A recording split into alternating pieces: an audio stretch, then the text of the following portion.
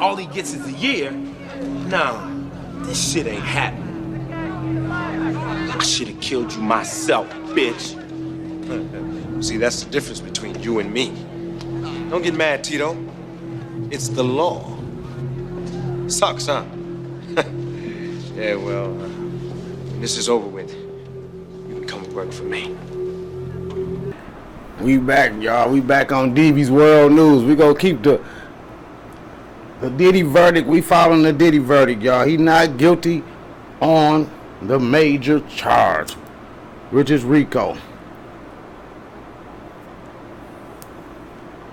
I couldn't get here fast enough. I had to rush here and just cut everything off.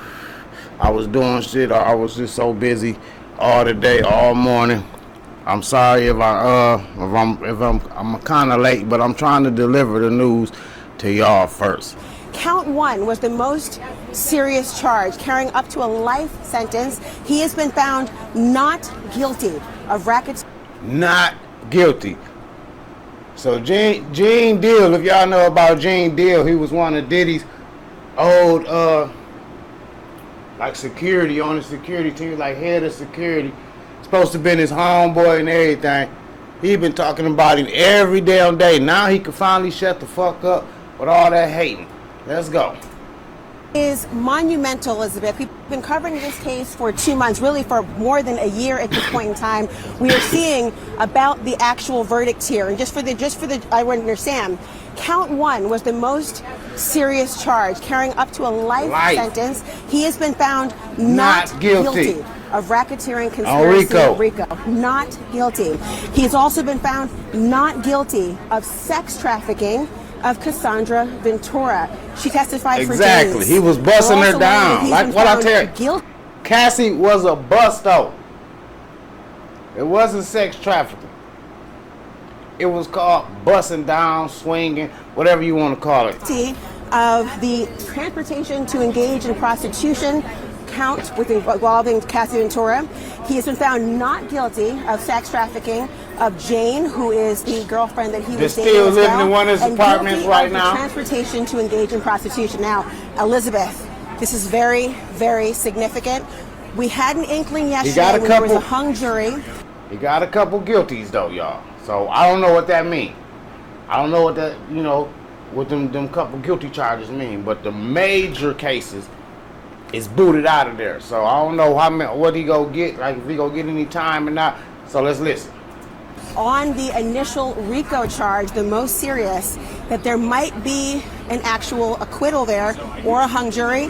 The prosecution insisted on having it keep going. The defense wanted it to keep going. And now we know they have a result. It is a not guilty verdict.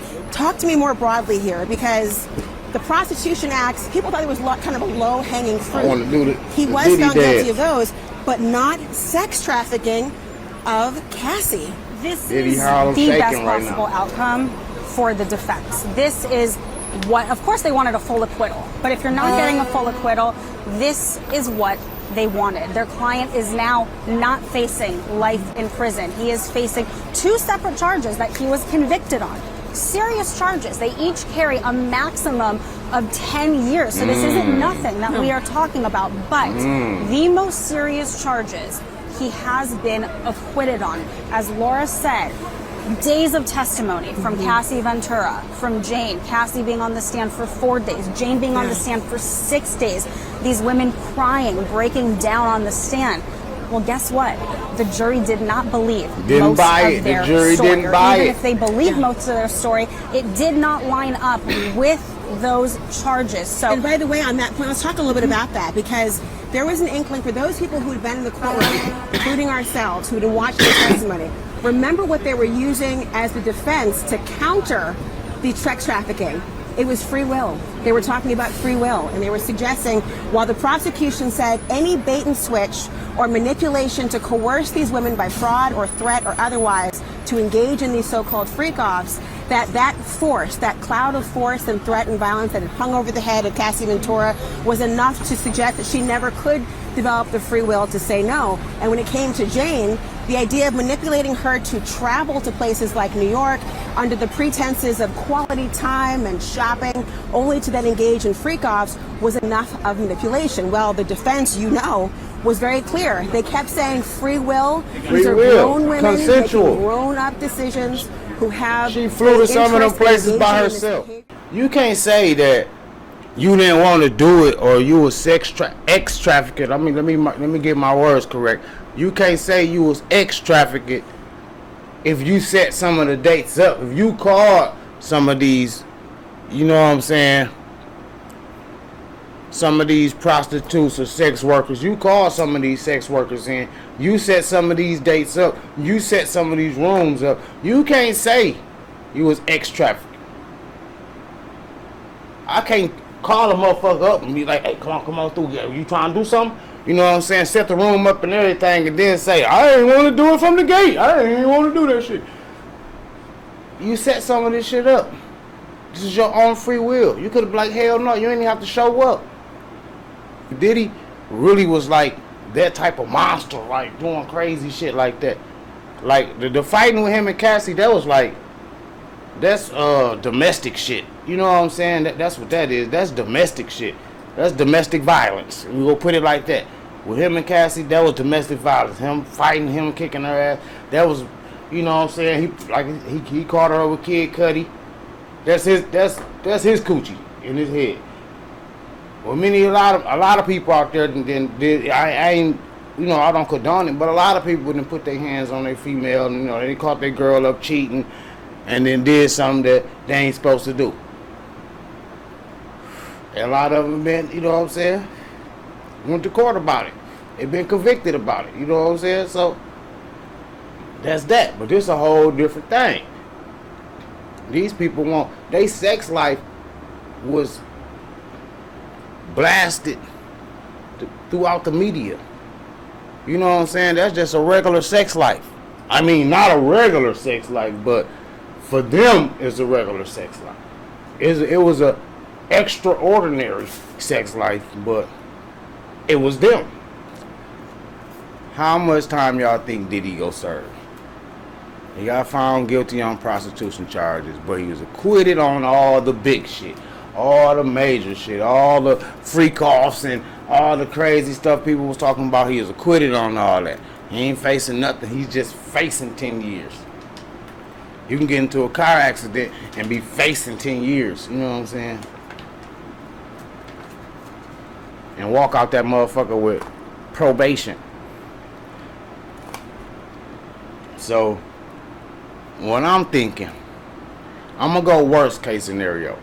Worst case scenario, I think Diddy go do probably like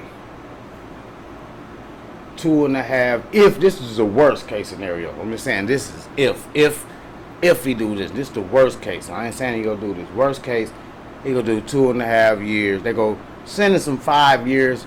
He do 2.5 of them in prison and the rest of it on probation, or do 2 years in prison, 3 years on probation, some shit like that.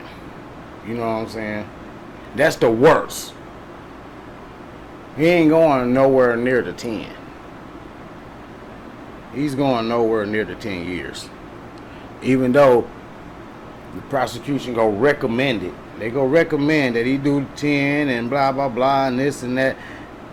But the defense go have something for that. And he good on that. He really good, though. I'm going to say, Diddy good.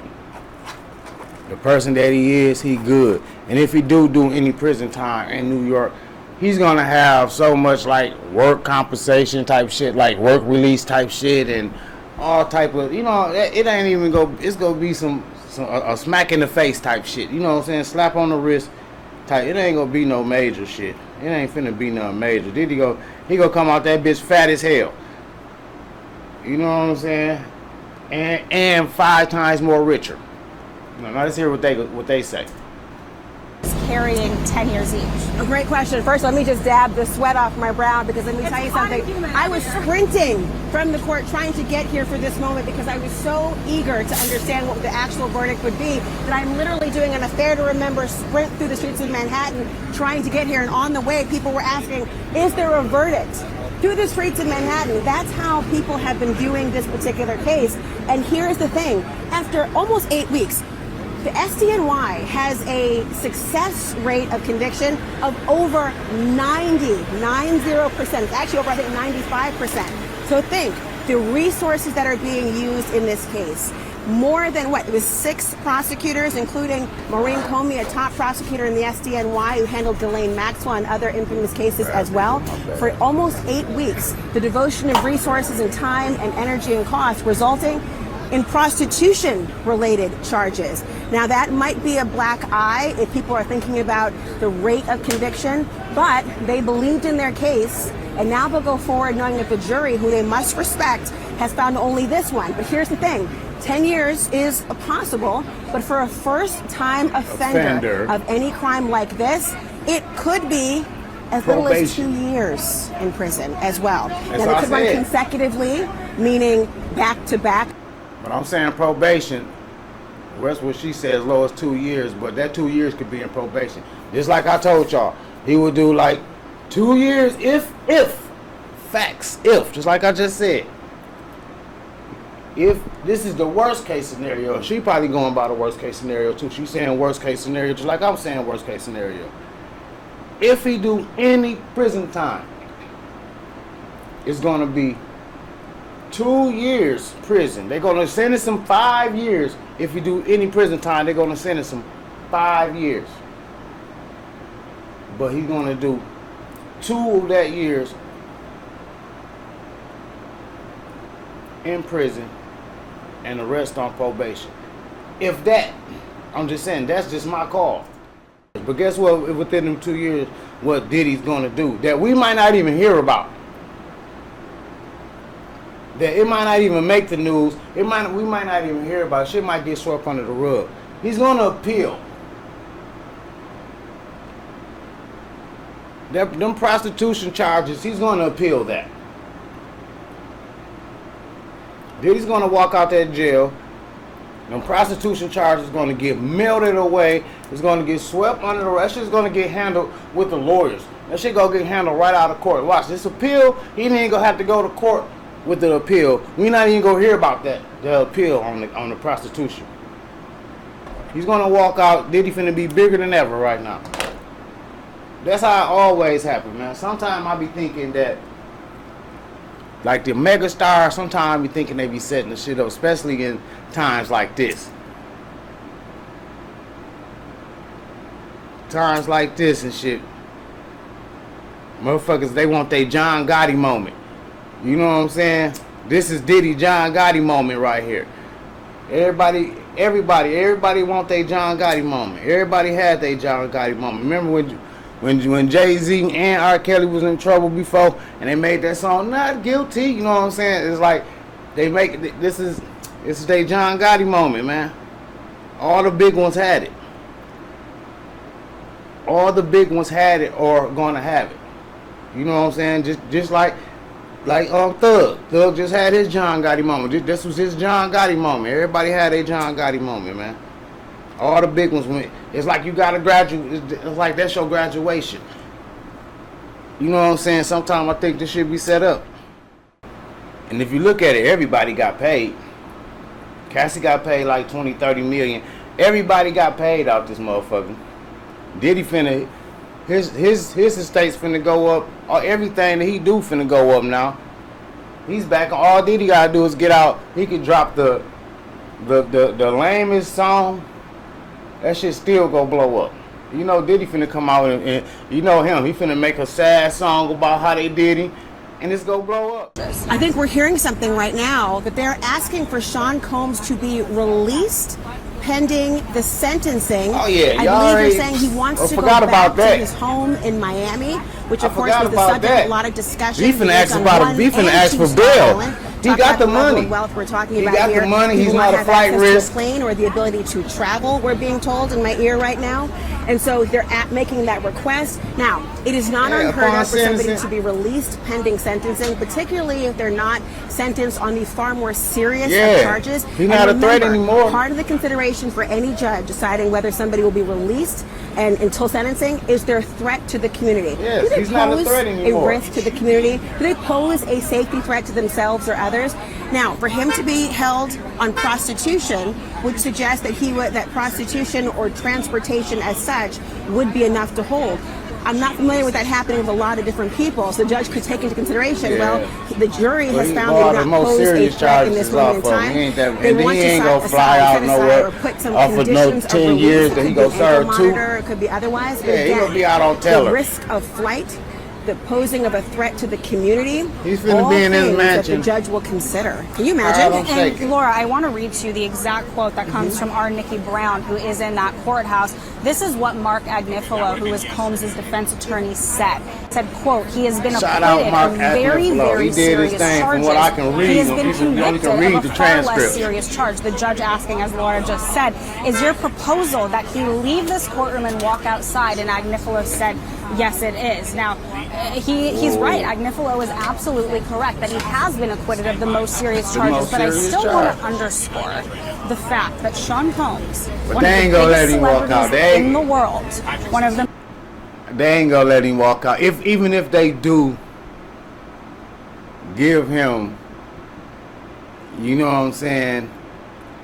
Even if they do give Diddy, like they grant him some bail or something until he gets sentenced like that, they not gonna do that today. You know what I'm saying? Wanna know why? This is why they not gonna let him out today. Even if they did want to, even if the judge wanted to say, okay, yeah, we'll grant him bail until he gets sentenced. We'll grant him bail till he can see it. We'll let that. But this right here is why he ain't gonna do it today. He ain't gonna do it now. He like you didn't. We not finna do it now. We're not finna give him that moment, that John Gotti moment that I was talking about. That's why the judge like, no, we're not finna do that. The judge, like, even though, the judge ain't say nothing yet, but in his head, I know what he thinking. Like, even if they do, even if Diddy, they want to let him out, he might get out tomorrow or something. It's going to be a press conference anyway, how he get out. You know what I'm saying, when he get out. But they ain't gonna let it be right now, where the whole city down here watching right now. He walk out, pure pandemonium. It's going to be good and bad pandemonium. It's gonna be good people cheering on. Then it's gonna be the crowd that don't like him. It's gonna be a potential fight down there if you get out right now. So getting out today is not gonna happen. I gave y'all my worst case scenario. Now my best case scenario, the best case for Diddy. Like if everything go good for him during sentencing. Everything go good for him during sentencing. Diddy go get 5 years probation and pay a hefty fine, hefty restitution, and 5 years probation, and probably a hefty secret restitution. Probably already gave that, allegedly. Watching cases like this, you learn something. You learn shit. I learned a lot out of this. I'm gonna keep it 1,000. I'm gonna keep it 1,000,000. I learned a lot from watching this case, from following this case. First thing what I learned from following this case. Keep your mouth shut. You know what I'm saying? Everybody ain't gotta know your business. That's the first thing. No matter how much money you got, everybody ain't gotta know your business. Don't trust nobody. I don't give a fuck what they do for you. You know what I'm saying? For real. I don't give a fuck how much money you paying a motherfucker, all that. You still don't trust they motherfucking ass. Cause everybody solid. Until some shit go down. So no matter how much money you pay a motherfucker, they still are telling your ass take the stand and everything. So don't trust nobody. Keep people out of your business, especially your bedroom business. I learned a lot about security teams. on this. You know what I'm saying? I learned a lot about security teams and, you know what I'm saying, bodyguards and assistants and, you know, the inner works of the business and shit. Because you would think your security, people trust security like a motherfucker. Security even be cool. Some of these motherfuckers they have a background, a street background. Some of them be cool than a motherfucker, so you think, you know, you could trust them. Some of them, they save your life. You trust these people to save your life. So you probably can trust to talk to them about problems and shit like that, or take into them like they, you know, y'all got a brotherhood now. This is my dog. Y'all might hang out after without work. We hit the club, you know what I'm saying? But it ain't cool. Business is business, no matter what it is, man. Business is not ever personal. And that's another thing I learned out of this. Business is not ever personal. Keep business business. For real. Business is business. Don't ever get personal with the business.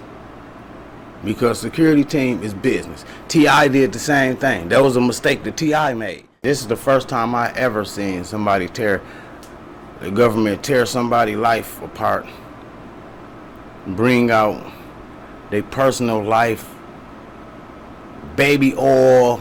This is the first time I ever heard of baby oil being used as evidence.